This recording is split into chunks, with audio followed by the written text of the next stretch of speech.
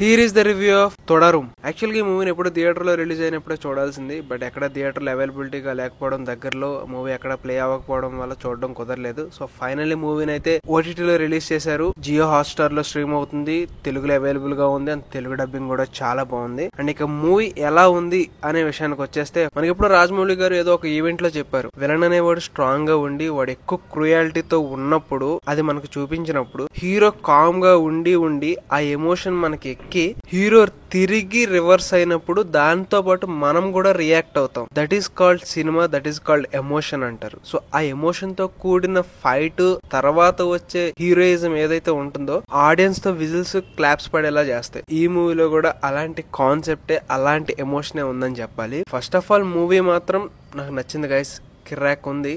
And movie story కూడా చాలా simple story లైనే.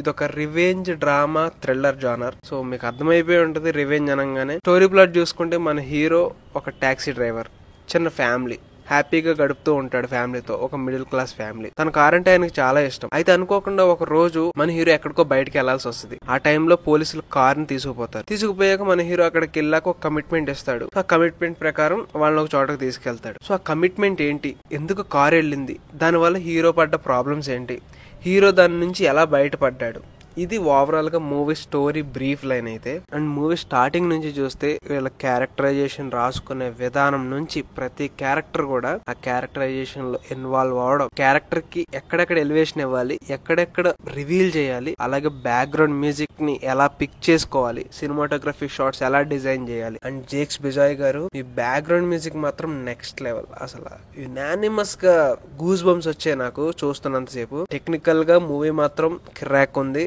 అలాగే సినిమా పరంగా కూడా చాలా బాగుంది. మీకు దీంట్లో ఫస్ట్ హాఫ్ అనేది చాలా స్మూత్ గా, ఫన్నీగా, ఫ్యామిలీతో మూమెంట్స్ తో, నెక్స్ట్ ఏం జరుగుతుందనే క్యూరియాసిటీతో ఫస్ట్ హాఫ్ అలా ఎండ్ అవుద్ది. సెకండ్ హాఫ్ స్టార్ట్ అయిన ఒక 20 minutes నుంచి ఉంటది. మన హీరో ఫైర్ అయి తిరగబడడం మనకు అనిపిస్తుంది, గూస్ బంప్స్ వస్తుంది, ఎప్పుడు కొడతాడరా అని. ఇదే రాజమౌళి గారు చెప్పింది. యాక్చువల్ గా ఎమోషన్ తో కూడిన ఫైట్స్ అన్ని బాగుంటాయి. సినిమాటోగ్రఫీ అండ్ యాక్షన్ కొరియోగ్రఫీ మాత్రం పీక్స్ ఉన్నాయి దీంట్లో. పర్టికులర్లీ యాక్షన్ కొరియోగ్రఫీ అయితే చాలా బాగుంది.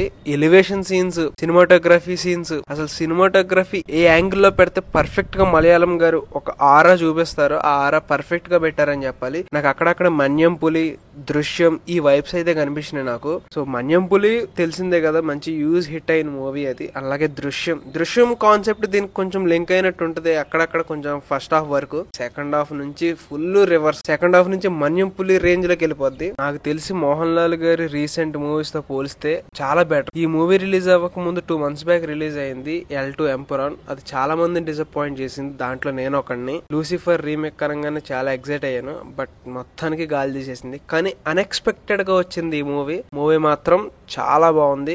ఎవరు మిస్ అవ్వకండి. One of the best revenge drama అనొచ్చు ఈ మూవీని. సో జియో హాట్స్టార్ లో స్ట్రీమ్ అవుతుంది. ఎవరైనా ఇంట్రెస్ట్ ఉంటే కనుక వెళ్ళి చూడండి. సో ఇది తొడరం మూవీ రివ్యూ అయితే.